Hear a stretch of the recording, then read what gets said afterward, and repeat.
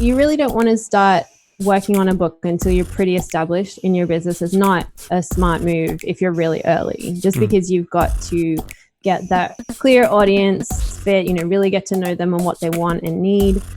You need to have really solid systems because, obviously scaling your business is great, but inefficiency tends to scale in kind of lockstep with the growth. So if your systems can't handle a massive influx of leads or, people wanting to work with you, then you're going to squander a lot of the goodwill and interest that you've generated by promoting this book. Boom, boom, boom, boom, boom, boom. What's up, everybody? You're listening to the Hustle and Flowchart podcast with your boys, Matt Wolf and Joe Fier. Check it. Welcome back to the Hustle and Flowchart podcast. That's very official announcer voice of you. Was it? Not really. Not really. I'd like to give you sass, Matt. You're a sassy mofo. We haven't been sassy to each other today too much. We've been... Well, it's early. Usually, well, no, I take that back. You greeted me at the door with some sass, but you've used that joke before. I know. I use it every time you come to the door. Yeah, it's kind of lame. You got to switch it up, man. It's too I'm expecting it too much. What's your joke, Matt? All right. Every time joke. Knock, knock. Who's there? No, you don't say who's there. That's part of the joke. Knock, knock. This is me at Matt's door. I don't need solar panels. I already have solar panels. Great joke, Matt. That's a great joke. Well, it's not a funny joke to you. It's a funny joke to me and Alana because people come to our door all the time and try to sell us solar panels, and I literally point to my roof and go, "You mean like the ones that are right there?" And Can I point they see to them from the front. Yes. Oh, they're just not doing their homework. So like they don't look at the roof to see I have solar panels before knocking on the door and trying to sell me solar panels. So it's funny for me. This is why I live on the top of a hill and no one goes door to door at my house. Not even trick-or-treaters. Definitely not this year. I don't know what's going to happen with that. Yeah, we'll see. All right. On to the topic at hand today. Yes. We're talking about Matt. We are talking about Matt. We're not talking about Matt. We're talking book publishing. Dang but right. This is probably the most deep dive, step-by-step, like fleshed out process for creating your book that I think we've ever talked about. Now, we've had other people on the podcast in the past talk about publishing books. This is a masterclass. Well, we went down a whole different route, I think, than the others. But yeah, so we're talking to Laura Gale today, and she is from lauraiswriting.com. Yeah, and she's actually got a book. What's the name of her book? It's great. How to Write This Book. Write, publish, and market your business bestseller. But yeah, it's called How to Write This Book. I love it. So you can get a free copy if you go to lauraiswriting.com. There's a little pop-up that pops up, and you can get it that way. So Laura is freaking awesome. Laura Gale. And like Matt said, she's a ghostwriter. She's an author. She's a reader from forever, like a voracious reader. But at the end of the day, what she breaks down is her process for writing books as a ghostwriter for her clients. But at the same time, she gives you her process for writing a book, like her book actually does as well. And that's why you should get her book if you're interested. And she maps it all out in this episode. Yeah. So you can, listen to this episode and follow along and do it for yourself. You can grab her book, go even deeper on the topic, or you can hire her and her company to write it for you. But either way, you're going to learn the whole process in this episode. Yeah. So I think we should just get into it. Huh? Yeah, let's do it. So we got the notes for this episode, hustleandflowchart.com/comp, or you can text the word comp to 38470. We'll send you the notes that way too. And this one, it's a step-by-step process. So these notes are going to be freaking gold. I'm going to get the notes. I always get the notes because I always get the notes, man. We get them in the mail. It's our company. We can't get rid of our notes. But yeah, you should get the notes. If you don't have those notes, and not just one digital copy of notes is all you need, that's fine. Yeah. Don't be like us. You don't have to be swarmed by notes everywhere. No. hustleandflowchart.com/comp. Grab the notes for this one. Let's go talk to Laura. All right, Laura, we're live. How you doing? Very well. How are you guys? Great. Starting the day out with a conversation about ghostwriting and books and all that stuff. Well, it's ending your day, you were saying. Portugal. Well, it's good at either end of the day. Heck yeah. That's right. That's true. That's a good way to end or start anything. Yeah. Well, thanks for staying up late with us. Yeah. That's all right. So it was, I think it was Molly Pittman that connected us. So I just want to give a shout out there. Yeah, Molly's great. She is. Yeah, she was on the show a long time ago now. I was like, when was Molly on? It was like 2 years ago, maybe at this point. Too many episodes. Can't remember anything. It's getting a little fuzzy now. All the people on here, and you have a podcast too. I know it's a Business of Writing podcast. Yeah, it's called The Business of Writing. I co-host it with Rachel Mazza, who's a direct response copywriter.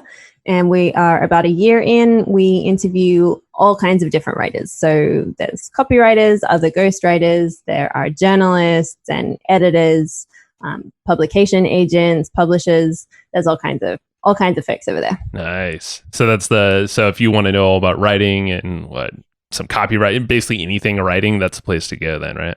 For business. Yeah, we specifically talk a lot about the business side of writing as a career, because there's this myth that writing doesn't pay as a career, and it's just not true if you actually know how to market yourself, which is true of any skill set, of course. But a lot of writers are struggling when they don't need to be. So we're trying to unpack that myth and help people get a little bit further along. Well, it's kind of like podcasting too. Yeah, it's like very similar.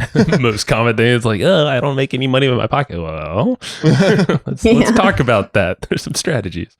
Well, cool. Let's dive in a little bit, and we'll get around to how people can make money off of a book and how to produce the book and all of that fun stuff. But before we do, let's chat a bit about your story. So what were you doing before you're doing what you do now, and kind of how did you get into the publishing and all of the stuff you're doing now?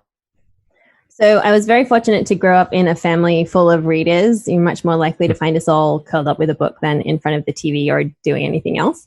So I had sort of been in that mindset ever since childhood, but I went to university to study writing and publishing. And straight out of the gate, got an internship at one of the big publishing houses called Hachette. They're one of the big 4 publishers globally. And they offered me a role at the end of my internship.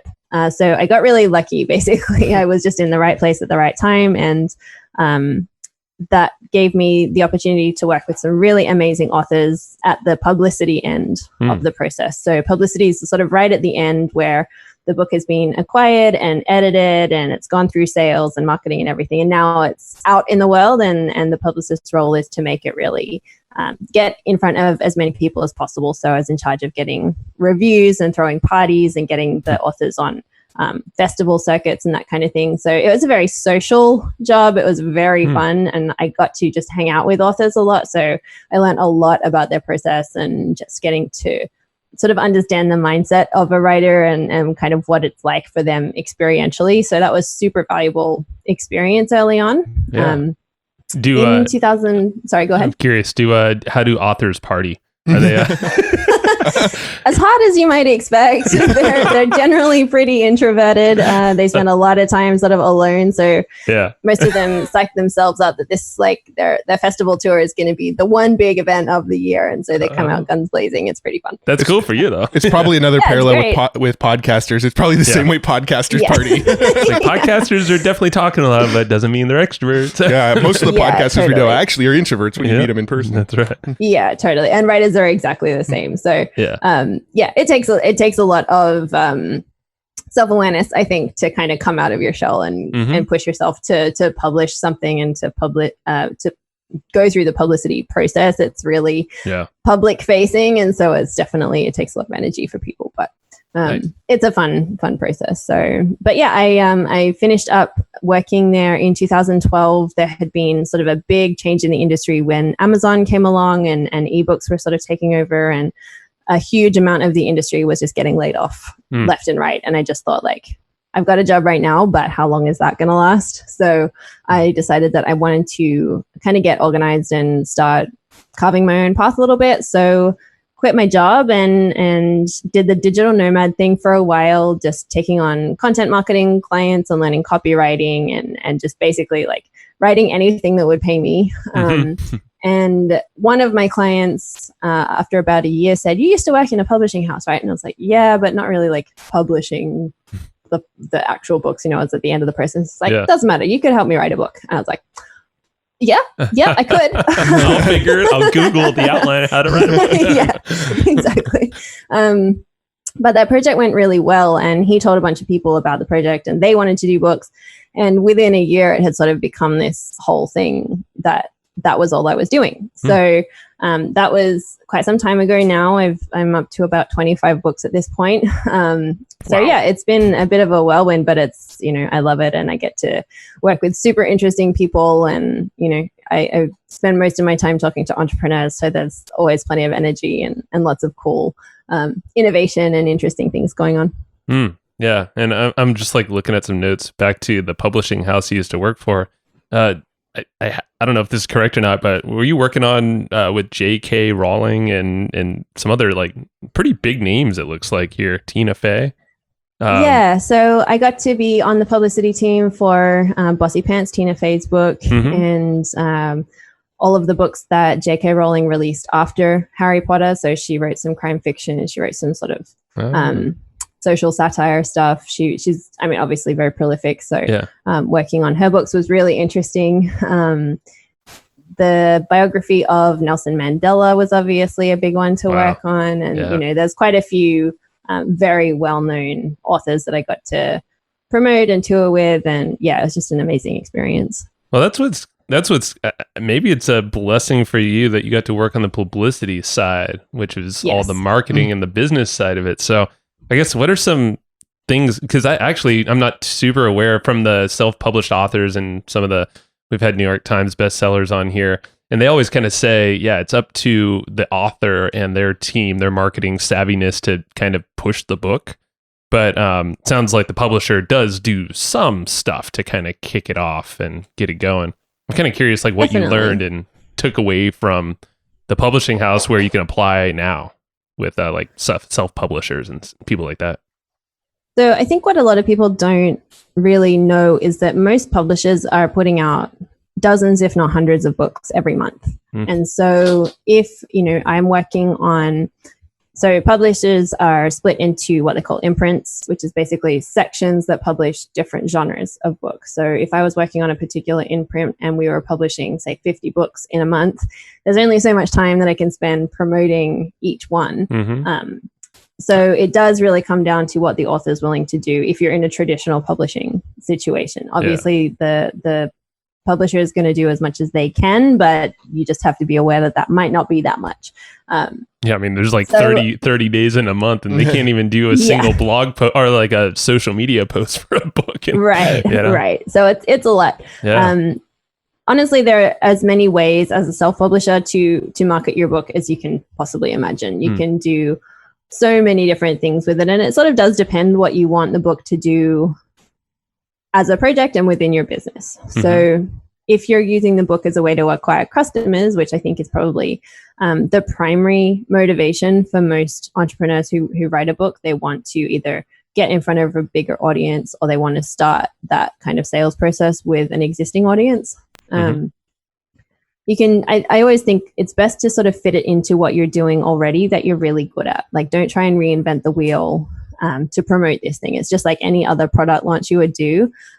So if you're really great at Facebook ads, find a way to work it into your Facebook ads. If you're really awesome on Instagram, then promote it all over Instagram. You know, if you're really good at live events, which obviously during COVID is a little bit difficult, but you know, if you're having live events, then you can promote it live. Like, there's a lot of different things you can do, and people forget also to take it offline. So, you know, there's still a whole world of media that has nothing to do with the internet. And a lot of those platforms are really starved because people have forgotten about them. So what kind of examples of that? Because obviously there's bookstores, but like what other outside of the internet platforms would you identify there?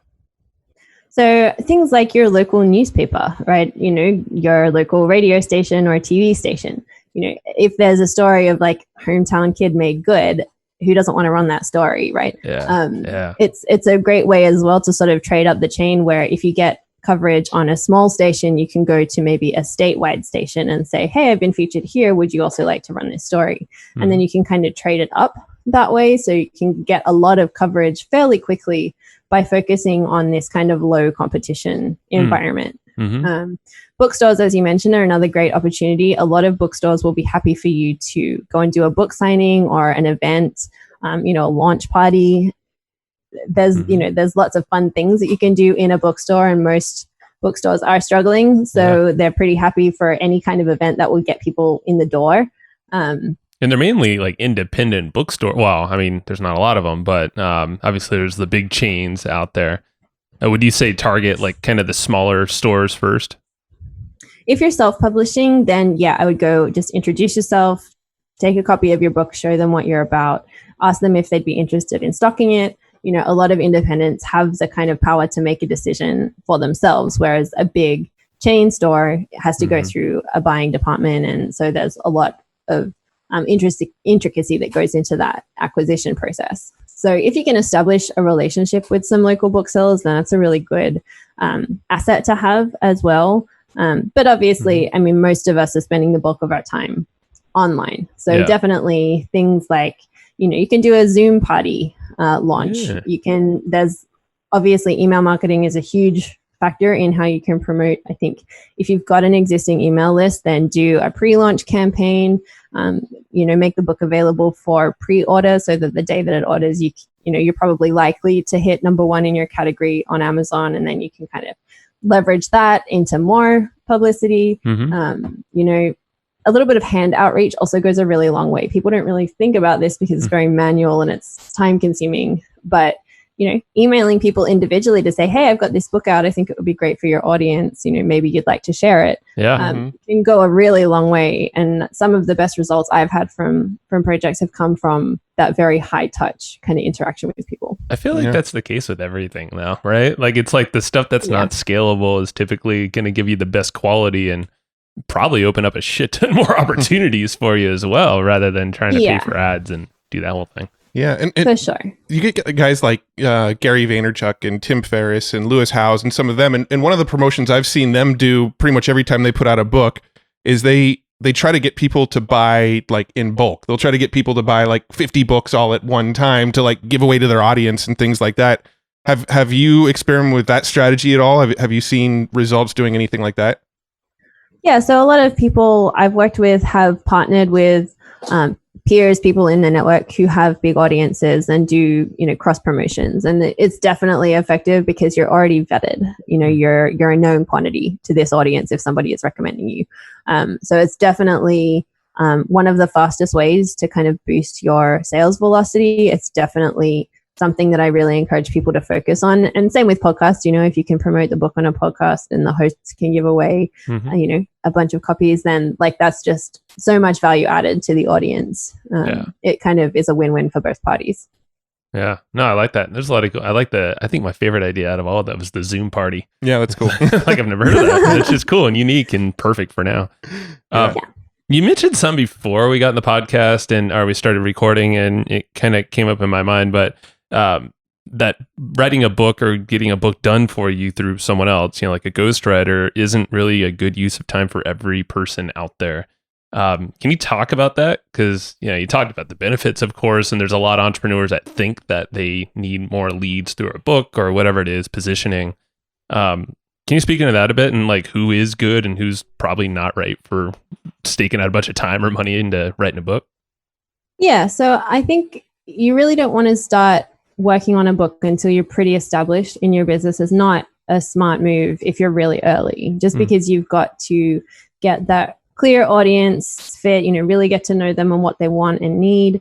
You need to have really solid systems because, you know, obviously scaling your business is great, but inefficiency tends to scale in kind of lockstep with the growth. So if your systems can't handle a massive influx of leads or, you know, people wanting to work with you, then you're going to squander a lot of the goodwill and interest that you've generated by promoting this book. So that's actually you want to make sure you've got to be ready, you know? Yeah. So this is something that I really look for is like, are you established? Do you know what you're doing? Can you see clearly where this book is going to fit into your marketing ecosystem? How are you going to handle it if you get suddenly like 3 times more leads next month than you had today? You know, are you ready, basically? So that's kind of the primary thing that I think most people need to look out for. But for, you know, for entrepreneurs, like people get kind of stuck on the idea of whether or not they should write their own book. And honestly, if you love writing and you feel like you're good at it, then go for it. I think that's great. For a lot of people, it's not the highest and best use of their time to write their own book. You know, entrepreneurs are good at a particular thing, and a lot of the time that's a kind of critical part of the business, you know, generating revenue and handling the team and everything.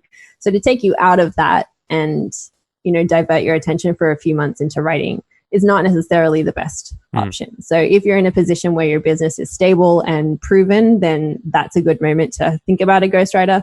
But until that point, I would say just focus on the fundamentals.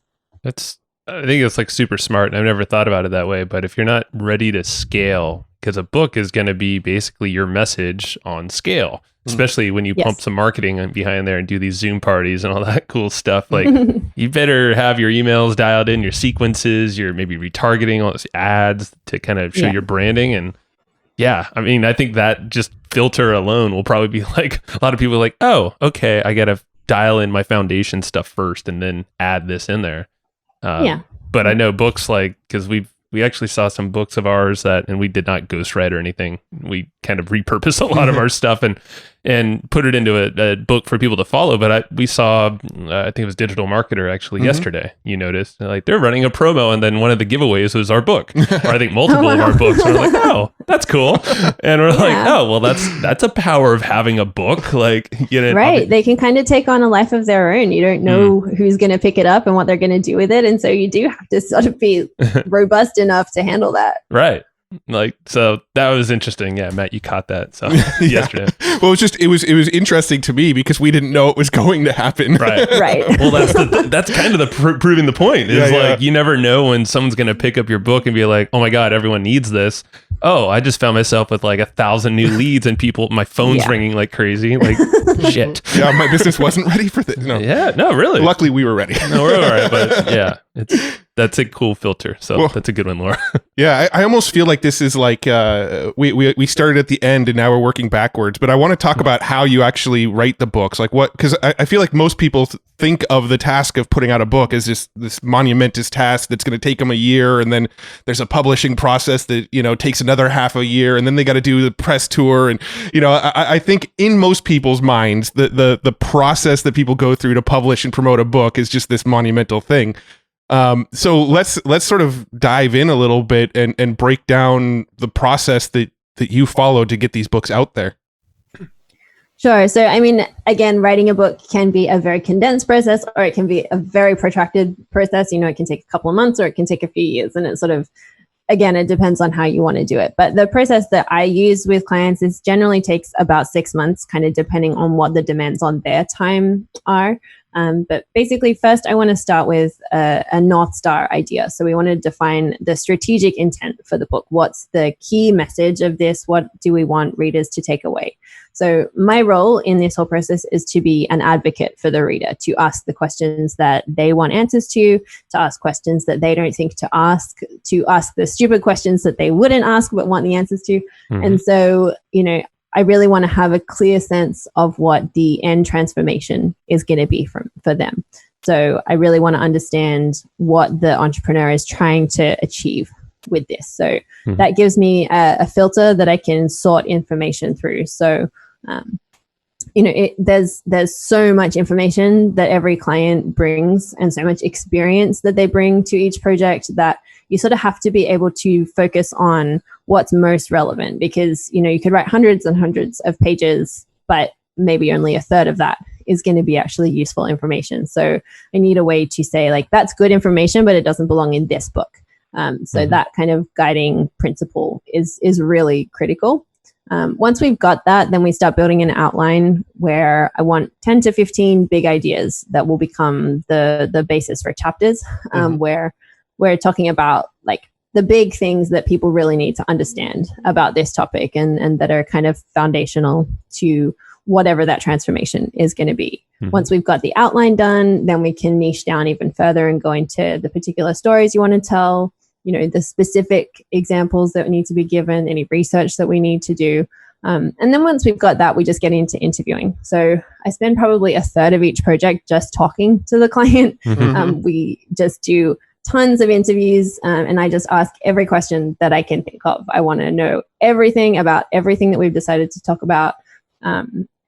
It's often a surprise to clients to realize how personal some of that stuff can get, just because, for every entrepreneur, there's a personal story behind the business story, right? And you get very good at telling your business story in a very polished way. You've told it 100 times, you can reel it off in your sleep, but that's not an interesting story because it's so polished, right? It's hard for people to relate to. There's no struggle in it. It's, you're telling the neat version of the story for brevity and clarity and often, for a laugh. But the really interesting stuff and the stuff that really bonds your reader to you and is going to make them want to take that next step with you is the hard stuff and what led you to being successful. It's very rare that anybody has built a great business without a few things going wrong. Right. So there's those stories are really important, and so we do get into the weeds of how that was. So that's for me a really interesting part of the process, and there's so much to learn there. I would think I'm just thinking it's almost like a podcast. It's like you are like an investigative journalist in a way, just asking every single possible question around North Star, but also those big ideas and stories and stuff like that. Yeah, and just getting into the why of things, because I think it's very easy to give a succinct answer or a neat answer, but to have somebody push back on you a little bit and say, well, why is that? Why did you make that decision? Why did you think that was the right course of action? Those can lead to some very interesting answers. And that's the stuff that I really want to find. So once we've been through all of the interviews, then I go into drafting. I take all of those recordings and turn it into a complete draft, which I then take to the client. We go through some rounds of editing, and then I get the book ready for publication and launch. So when you're doing these interviews, how many hours of audio do you record during this interview process? It depends a lot on how much detail the client wants to get into, but most it would be around the 20 to 30 hour mark. 20 to dang. So when somebody's coming back to write a rough draft, they're basically going through between 20 and 30 hours of transcripts and figuring out what points from these transcripts are worth turning into the book, or is it like the transcripts are the sort of bones of it and then you start removing stuff? How does that work? Yeah, I mean, people will cry foul over this, but I do my own transcript work because I've sent it off to many different services and I get very frustrated with what comes back because what happens in conversation is not what makes for good reading. Right. So, to listen to a transcript verbatim, there's lots of switching back and forth and interruptions and forgetting where you're at. And, there's a lot that happens verbally that you don't want in a book. So I listen and write as I go, basically. So it sort of it's like the transcript is, I'm listening to the audio and transcribing, but having the audio more as a narration, and I'm sort of taking down the heart of what's being said. That's interesting. So you're like cutting out the transcript, but you're making your own version of what you're hearing in a more cohesive manner, I guess. Yeah, exactly. So I sort of edit and transcribe as I go. That makes sense. Then it's much, I mean, it's still very much a messy draft at the end of that process. It needs a lot more work after that, but it's in a much better state than if it was just plain transcript. Okay, I'm kind of curious about this, and this is a new thing that Matt's been nerding over, and I'm about to dig in. There's some new tech. I don't want to say the name yet, but I'm curious about like what kind of tech do you use for writing the transcript and the drafts? Like, do you have any interesting apps to help you out, like to connect the dots or anything like that, or is it just like Google Docs, plain and dry? No, I use Google Docs. I mean, I've tried like a machine transcription, and I've also used human transcription. Both of them have their upsides and downsides. The process that I use is I just type it all out in Google Docs, because that way as well it's very easy to sort the information. You can just create kind of a table of contents as you're going, and then it's very easy to find stuff and leave notes. And I will often have an idea while I'm taking transcription that I want to come back to, but I don't want to lose the flow of what I'm doing. So Google Docs makes it very easy to just make a note for myself and keep going. Gotcha. Yeah, and this app that I was going to bring up, it's called Rome Research. Yeah, and to have a peek at that, because the reason I brought that up, I was thinking like, okay, so you're going to have all these different chapters and references to different things throughout the course of all these interviews you do with the author.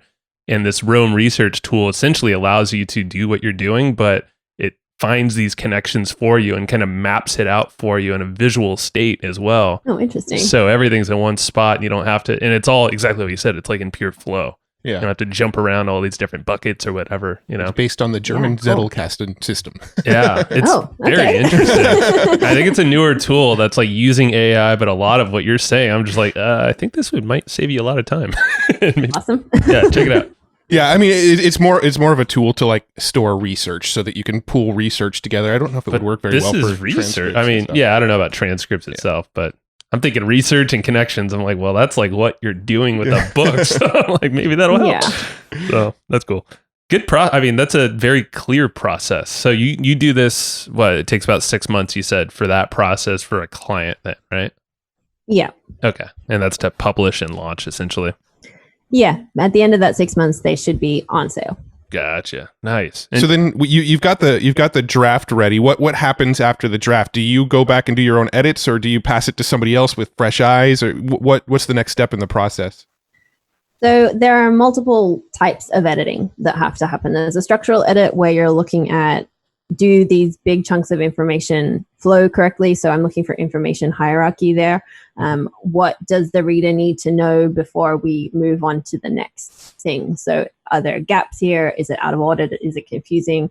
I'm always looking to make sure that everything just flows as smoothly as possible. I don't want the reader to ever run into a chunk of text where they can put the book down, where it's confusing or difficult to read.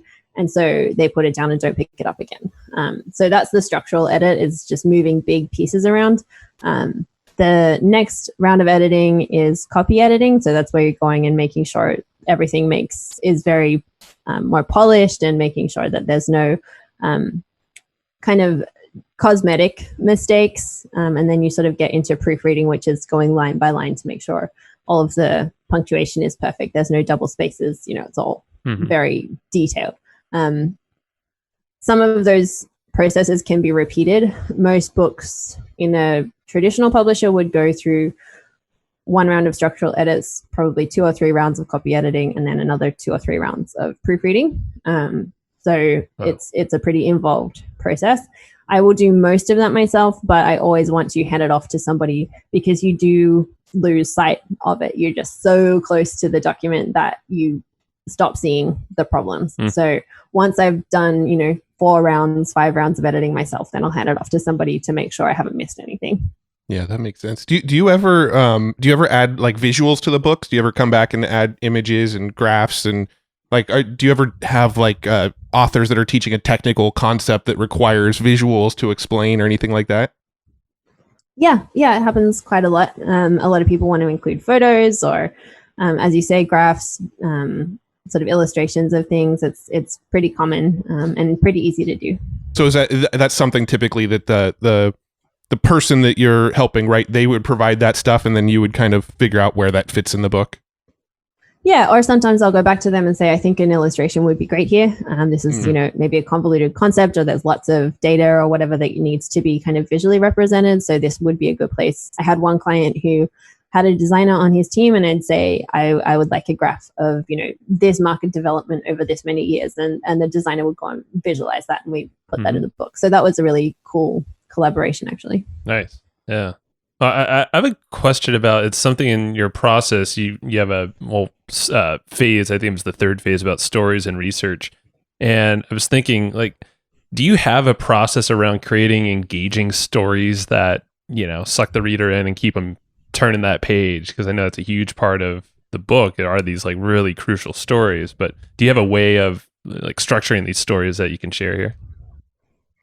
So I think there are a couple of things that make for really compelling stories, and people discount how interesting their own stories are all the time. We think it's got to be this like big thing, totally transformational, really, really unusual thing that happened. But actually there's a lot of interest just in the day-to-day of each of our lives. Yeah. And giving people a bit of a peek behind the scenes can be just as engaging as some like big crazy thing that happened. I think what I'm looking for most often is a specific moment in time. It's not so engaging to say, over a period of years, this and that happened. But if you can pinpoint it to, one specific moment where you had like a really strong emotion or something surprised you or there was something unexpected, then those moments are really interesting. Like the book I'm working on at the moment, the client is a filmmaker and he had been in business for 8 years and was really struggling. Like just couldn't work out how to make money with the films he was making. And a client called him the morning his car got repossessed and said, I made $1 million with the film we made. And so that is a really like very engaging story, right? But it's very easy to say, well, I was really struggling. My car was getting repossessed. You know, I was having all of these financial difficulties and whatever. And then I learned that my clients were making all this money. That's a very generalized way of telling the story. But if you say, I was sitting on my bed, my phone rang, I was watching the tow truck pull my car away, and here was, you know, the voice down the line. It's a very different way of telling the story. You want to make it as immediate as possible and as kind of inescapable as you can make it. Yeah, no, that makes a lot of sense. Joe and I are actually both reading the same book right now, which is actually fairly rare, but we're reading David Goggins' book, the Can't Hurt Me book. And one of the things that I noticed about that book is when he tells stories, it's literally like he's telling a story that's like an hour window. Like this is what happened over the course of an hour. And he's like breaking down in detail of like, this is the thing. It's never, I did this, and then a few days later I did this, and then a month later this happened, and then 2 weeks later it's like he zooms in, puts a microscope on like a single day of his life, and then explains in detail that day of his life. And it kind of sounds like that's what you're saying. Do you ever follow like the sort of monomyth hero's journey kind of stuff at all, or is that part of your process, or is not really?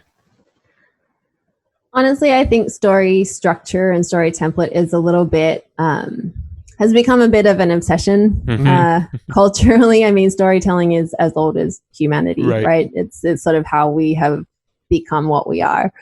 And so I think we're overcomplicating it a lot of the time. But the monomyth and the hero's journey are very strong structures. You know, if you're stuck for a way to tell a story, that's a really good template. But like the hero's journey has 17 steps in it or something. Right. Like, I was going to say it's long, huge. Right? Like it's very detailed.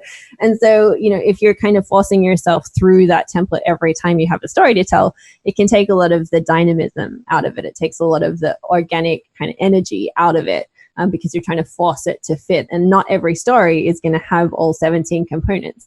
So it's a useful structure if you're starting out and you're sort of looking for some guidance. But I think the more you can rely on emotion and specific immediate moments, the stronger the stories will be. Yeah. We could all thank Russell Brunson for bringing that back to the forefront for everybody recently. That's a good point. Forgot about that. But I like that. No, with the stories, that makes a lot of sense because I think a lot of us, I know myself, is like I try to cover way too much in a span of time. It's not just one single like moment, but it's like, hey, I want to cover these like last 5 years for you really quick. Right. It's like, whoa, hold on. That's probably even like when you're, because I know you didn't go on and on with your podcast, you know, your story here on the podcast, and some people will go on for a long time with their story.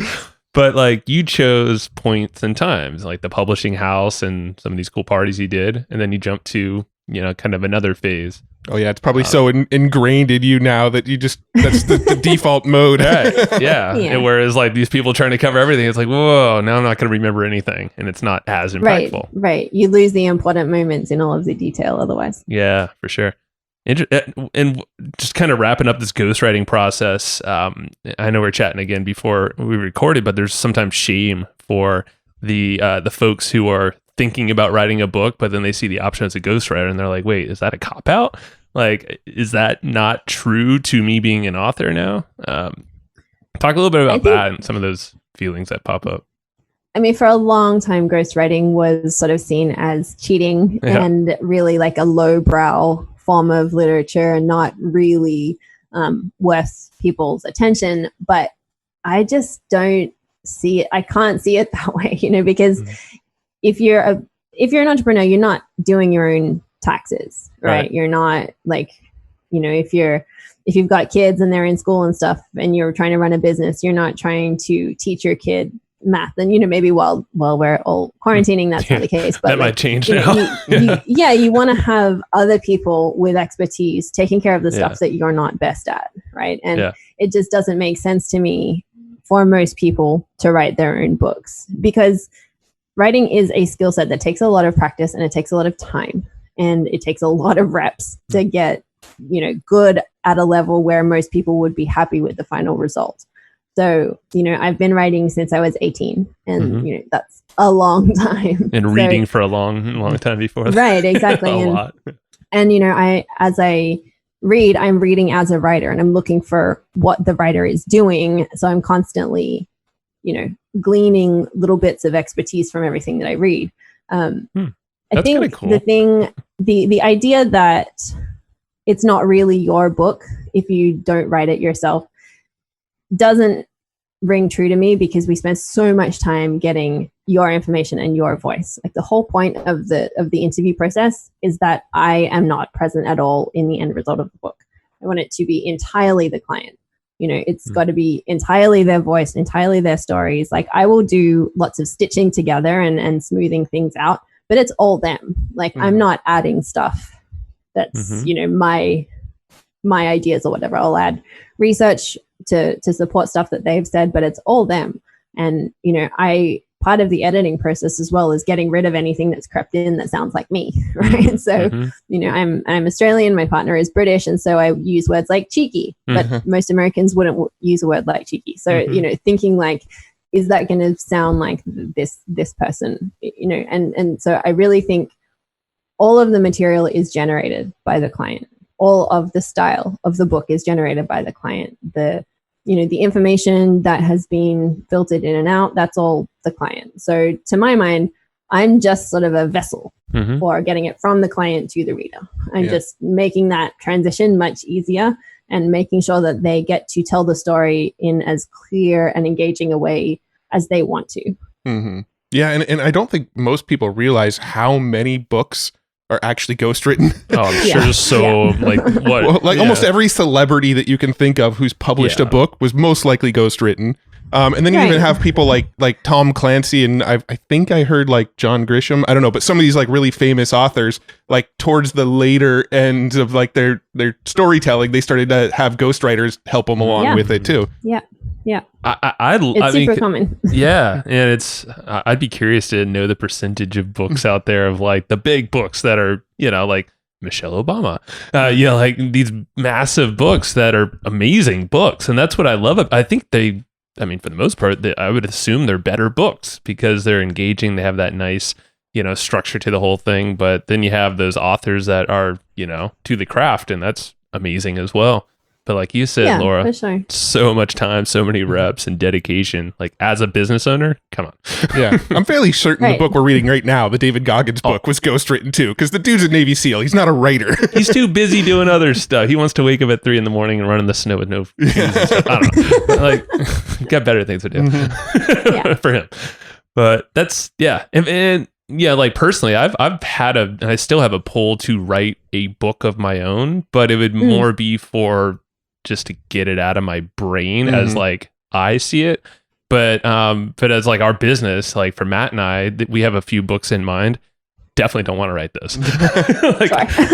So it's interesting. You could do both, I guess, Yeah, absolutely. And I often will say to people, like, for your business, it probably makes more sense to have somebody else help you with it. But if it's a personal story, definitely do it yourself. There's going to be a lot of catharsis in that. There's going to be a lot of satisfaction in having done it, especially if there's going to be, people from your life involved in that process. There's a lot of fulfillment and satisfaction that comes from doing a book yourself, for sure. But, it's something that you can work on as sort of a passion project, or, and that's not to say that it won't be a great book in the end and that it, that you won't sell it. Like there's heaps of opportunity for, that I think like people feel like they have to write something really unusual or really different, but all the genres have so many books, right? And there's an audience for all of them. And I sort of think whether you are writing a business book or you're writing a personal memoir or whatever, there's a readership for that. And what you want the readership to do with the book kind of determines who is the best person to write it. That makes sense. Yeah. You could be like my wife and how she wrote some children's books and for the wedding space, but she wrote them in like a few hours. I'm just like, hey, Wow. now you can call, well, I mean, I don't know, like these little rhymes and stuff flow out of obviously a different style of book, but it's just kind of funny. It's like, yeah, it could be like just a kid's book, 10 pages Right. long. It doesn't have to be complicated. Exactly. Yeah. Keep it simple if you want to get that author title of him. But yeah, Yeah. for obviously not for business, probably. Yeah. Well, so this, I think the last topic that I really want to dive into is once somebody has a book, how do they make money from the book? Because I know ROI. How do they ROI? How do they make sure that all that time that was put into producing this book, how do they actually make something of it? How do they grow their business off the back of a book? How do they, are people actually making money off the book, or is the money coming on the back end? What's your philosophy towards actually monetizing off this book? So my view is that most entrepreneurs are not going to make ROI on the front end sales of their book. There will be some revenue generated by that, but mostly they're going to see the ROI happen on the back end. And so I always advise people that it's best to use the book as an acquisition tool. It's a front end offering. The reason also that I say that it's a good option to be pretty established in your business and be very, be a few years into the business is that mostly those companies have already got a high ticket offer. So if you're going to make significant amounts of revenue, you want the book to be leading to a high ticket purchase. So, ideally when I talk to a client, I'd say, how many copies of the book or how many of your high ticket items do you need to sell for the investment on the book to be worth it? And if their answer is 1 to 5, perfect. Yeah. That's great. That's a no-brainer. Right. Exactly. So it makes it really easy for them to see how it's going to become valuable. So yeah, that's kind of my major focus is like set it up from the beginning that it's going to lead people to that high ticket purchase. It's a very low cost acquisition funnel. To run ads to a book is pretty cheap, and it's very easy to do. It's very easy to nurture them, through an email funnel and then into whatever your sales process is. Because once people have read your book, they know you. They like you, they trust you, they get what you're saying and what you're about. And if they have a physical copy of the book, then you've been in their house with them. It's a really personal, kind of intimate relationship that you've started with somebody. And so it's not uncomfortable for them to look at a high ticket item and say, yeah, that sounds like a good fit for me. Yeah.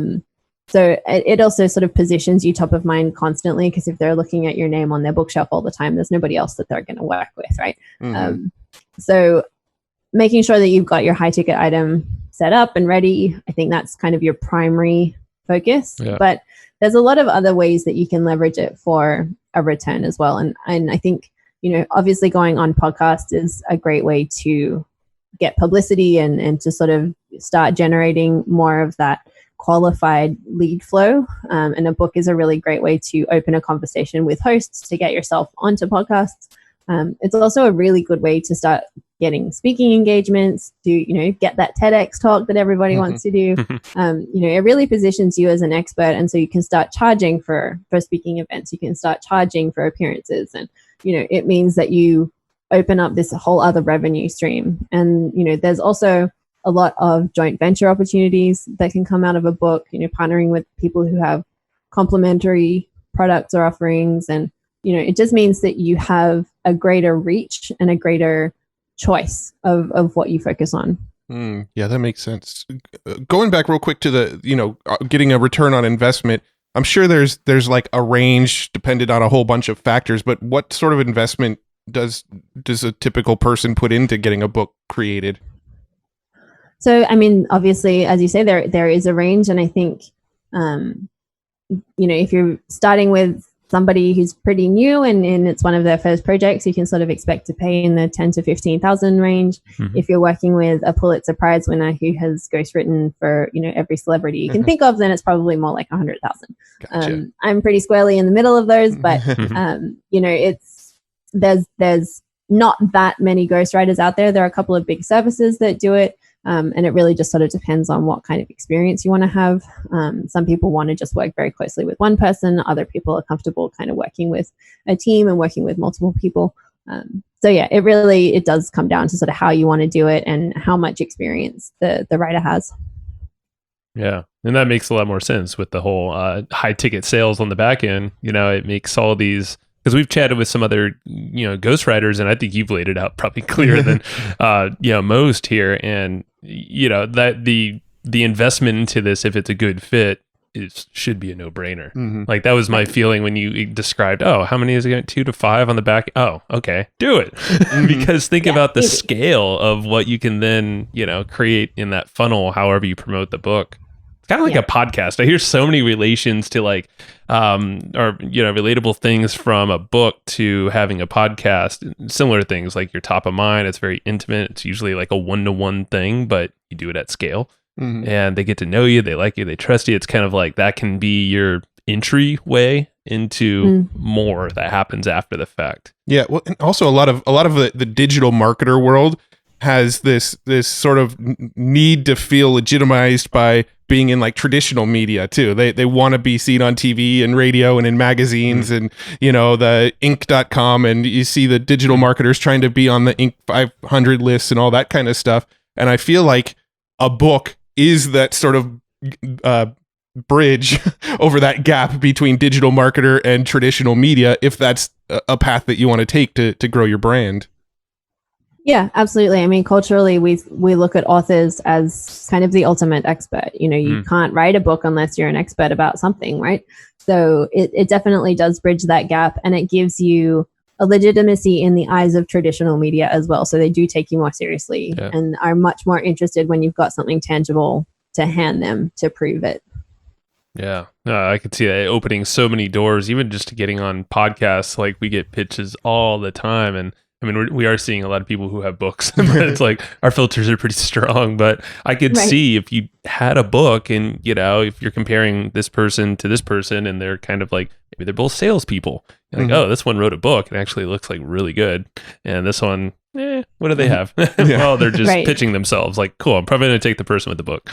Right. And I mean, it carries to pitching yourself to anybody, right? Like if you're trying to get, that one dream client, you just can't get hold of them because their secretary is like, a hydra. You can, you send them a physical copy of your book with a personalized note and say like, chapter 3, I think is going to be super relevant to you. I'd love to chat with you about it. I'll call you next week. That's cool. No secretary is going to throw that book in the trash. And then put a big confidential sticker on the front of the package. You've suddenly got a direct line to this person that you didn't have before. And it's because people take books really seriously.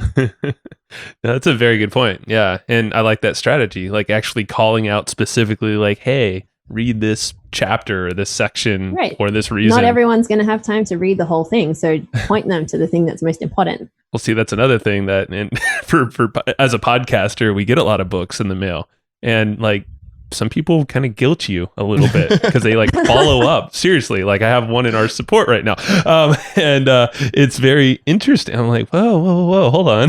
But I like the fact that like, hey, here's a little bit for you, and like here's where you can focus. Here's why, how it gives value to you.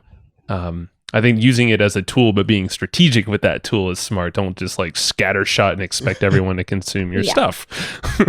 So it's interesting. Yeah, I guess there's always a balance there. So you got to think through how you're presenting this thing. So I have a quick question. This might be kind of a dumb question actually, but I'd still love your opinion on it. Do you have a philosophy behind like what goes into a book cover, like the design of a book cover, what it should look like if you wanted to get attention on store shelves or on, Amazon listings or things like that? Is there any sort of process that you have for actually designing a cover? So this is an age-old debate. Everybody's got an opinion in the industry. Honestly, there are trends in book covers like there are trends in just about everything else. Some years you'll see tons of text-driven covers, a very stark white background with big block letters, or a yellow background with big black letters. And every other book will have that cover for a year. Or you'll get something that's got like a kind of an animation style illustration, a cool little figure or whatever that's kind of demonstrating what the book is about, and a smaller text element. Other years it'll be very photographic. So it really sort of depends on what's trending at the moment, which I hate to say, but one thing I like to do with clients is have them run a 99 designs competition for their book covers. So we write a brief for what the book is about, and kind of who the audience is and the key elements that it needs to have, and then we put out a competition on 99 designs. You'll get, say, 100, 200 cover designs back, and then you pick 10 or 15, and then you can turn it into a contest. So you can put the contest out to your audience, so people who are likely to be your readers. Put it on your Facebook, send it to your email list. It's just it's a really simple poll. Basically, people can rate the covers and leave comments. So if you have an engaged audience, this is a really good way to test what people are going to respond to. It's often not the cover you think is going to win, but often one or two will take it by a landslide. So it's a really useful way to make sure that what you think the book should be is in line with what readers think the cover should be. I like that. Yeah, it's crowdsourcing the design, and then you're crowdsourcing the selection of the design with your community that you're most likely going to have, because you're going to have your audience built and infrastructure and all that stuff before you ever write a book. So right, and I think like being in the marketing space, testing is really important, right? Like everybody thinks of books as this very creative pursuit and everything, but it's like everything else. You can test every part of it. You can test the title, you can test the cover, you can test the length, you can test with pictures, without pictures. There's a lot that you can get a sense of, even just from sending it to early readers. Pick a handful of your audience or some people who really know you and your business, and send different versions to people and see what kind of reactions you get. You don't have to just do one kind of boilerplate version of everything. It can be a bit dynamic, and I think some of the best successes have come from when we've gone to early readers and said, what do you think about this chapter, or does this section make sense to you? And someone will come back and say, I really needed an illustration for that, like I don't quite get it, I need like a visual representation.